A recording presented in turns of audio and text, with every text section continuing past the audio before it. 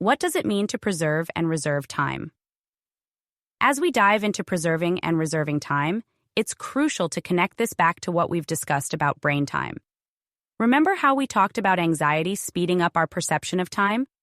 Well, at the heart of this is our breathing. The rate and quality of our breath are directly tied to our emotional states. When we're anxious, our breathing speeds up, and that rapid, shallow breath feeds the anxiety even more.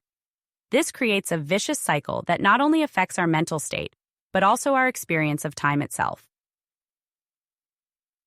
Slow the breathing to preserve time in the game of life. Breath is the key. When we slow our breathing, we change everything. Deep, slow breaths bring us back to the present moment, pulling us out of the chaotic loop of anxiety and stress. By focusing on slow, quality breaths, we can actually preserve time in our day-to-day lives. This isn't just about calming down. This is about regaining control over our time and how we experience it. When we breathe deeply and slowly, we ground ourselves in the present moment, which naturally slows down our perception of time. Think about it. When you're anxious or stressed, your breath becomes quick and shallow, which accelerates your mind and makes time feel like it's racing. But when you consciously slow your breath, you're telling your body and mind to slow down too, stretching out your experience of each moment. Preserving and reserving time, harnessing the power of our minds. Time is one of our most precious resources, yet it often feels like it's slipping through our fingers. But here's the thing. We actually have the power to preserve and reserve time. How? By controlling our perceptions and actions. The connection between our breath, presence, and inspired action is the secret to manipulating time in our favor. Creating and manipulating time to our advantage. When we master the power of our minds, we unlock the ability to create and manipulate time.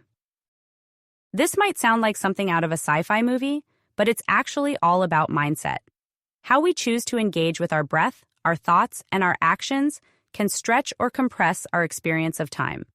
By understanding and controlling these elements, we stop being passive players in the game of life and start taking control of our time. The disadvantages of time manipulation. Of course, time manipulation isn't always a good thing. When we misuse time, when we allow our minds to race unchecked, or when we fall into poor habits, we can end up creating more stress, anxiety, and a reduced sense of control. These negative outcomes can lead to poor decision-making, decreased productivity, and a lower quality of life. Let's break down some examples. Procrastination. When we delay tasks, we end up cramming and stressing as deadlines loom, making time feel like it's running out. This rush often leads to mistakes and lower quality work. Overcommitting. Taking on too many tasks spreads us thin, leaving us constantly rushing and feeling like there's never enough time. This not only reduces our productivity, but also increases our stress levels. Poor time management. When we don't prioritize tasks effectively, time seems to slip away, leading to missed deadlines and that perpetual feeling of being behind. Excessive multitasking. Juggling too many things at once reduces our focus and efficiency, making time feel scarce as we struggle to get everything done. Allowing distractions. Getting sidetracked by social media, TV, or other distractions eats up valuable time, making it feel like there's never enough left for what truly matters. By understanding these pitfalls, we can make more conscious choices about how we spend our time. The path forward. Using the power of our minds to manipulate time. So, where do we go from here? It's all about harnessing the power of our minds. By slowing our breath, staying present, and acting from inspired action, we can preserve and reserve time. This isn't just about getting more done. It's about living a richer, fuller life. As we move into Modules 8 and 9, we'll explore even more strategies for optimizing our experience of time, helping us to create an environment where success isn't just possible, it's inevitable. Remember, your breath is your anchor. By controlling your breath, you control your mind. And by controlling your mind, you control your time.